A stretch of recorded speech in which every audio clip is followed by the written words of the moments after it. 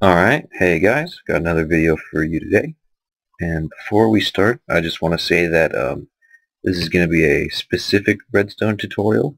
So it's not going to have any specific outcome. It's one of those modular things that really needs a basis set up around it to actually be useful. So yeah, and I also want to know if you guys actually like these specific redstone tutorials, or if you want to or if you want me to stick to things more like displays and other contraptions that actually have some that are just kind of small but have an instant kind of usefulness. This is not one of those things. So this is one of the things I use for my minigame, or I'm using for my minigame that I'm making right now. And pretty much what it does is it checks paths. So um, so it makes sure that there's an acceptable path to the exit, and it's tile based. So the checkers are squares. Even if they look like crosses, they are squares. I have two different designs here. I have this one, which is the one I used in my minigame, and it's the first version. I also have this one, which is, I think, an improved version, but it won't work for my minigames because the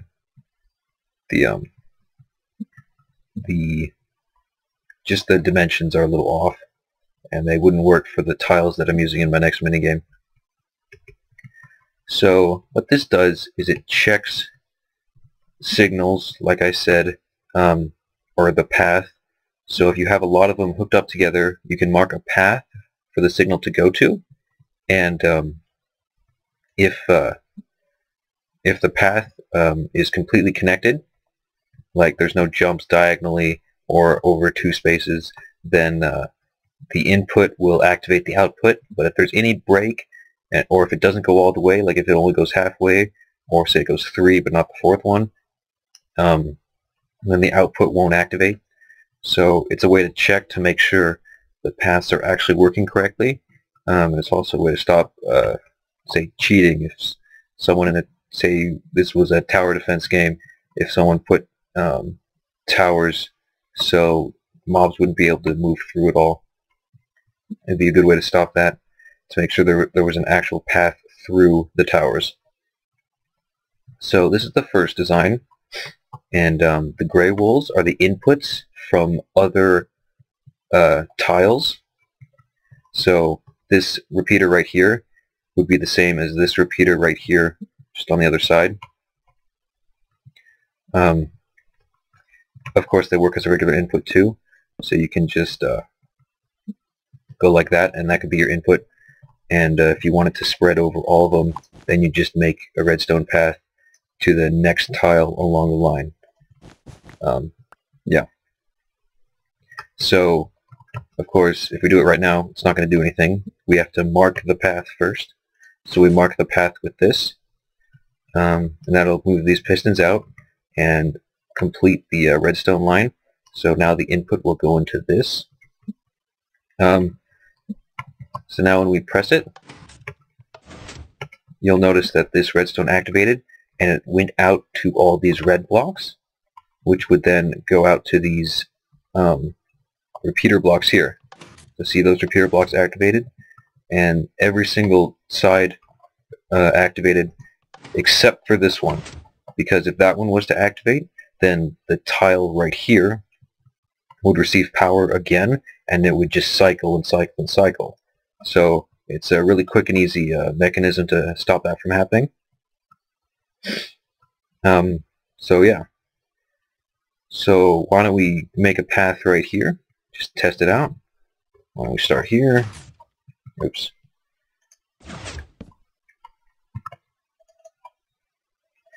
Let's just make it so it's not interfering with the other one. Let's make a path right there. How about one right there? Then let's go this way. And then how about down? Just to the end. So the output should be right here. Now to show the output, I'm going to place some sand. So If it pushes out to right there, that means it pulsed once like it should. If it moves farther out, that means it pulsed twice like it shouldn't, or twice or more like it shouldn't. So we'd activate the input here with the repeater. Let's get our button and try it out. As you can see, it cycled along here, and it moved one out like it should. So yeah, that's good. Now, another thing we're going to do is we're going to test it so it to make sure it doesn't cycle like this, because instead of square, you'd think it would just go around and around, right? Well, let's try it again after we replace that sand block. Hold on just a second. Let's see and make sure it doesn't go twice.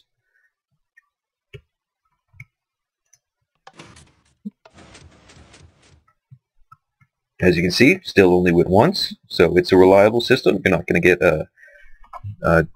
double pulses or anything like that, and it's not going to continuously cycle around here, even though there's 4 in a line and you think it would. So it's reliable like that. That's good for that one. Now I'm going to show you this one over here, which is a fairly different design actually, and this one is actually a little bit harder, mainly because the design is overlapping. So you see this block and this torch is actually part of this design, but this gray block and this torch would be part of another tile that's just right next to it. So as you can see right here, this torch and that block is part of this one, and this torch and that block is part of this one. So there's a bit of an overlap, and that's something to keep in mind when using this design. But other than that, it's a lot simpler. It's a lot easier to build. There's less less chance of error, and there's more room on the sides to build other contraptions. So same as the other one, input like this, and it moves to all the other sides. Of course, you're not going to get any output unless you activate the path or activate the tile to move the path along. So it'll activate, and you'll notice that this block moved down. That's because this redstone torch turned off, and it turned off that block, and all that did was pretty much stop it from cycling back, just like the red block on this one did. So it's the same kind of idea.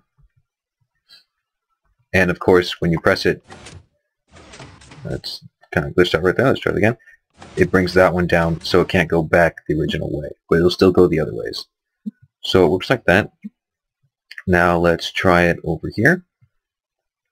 Why don't we have the input be right there? Let's make a path like this.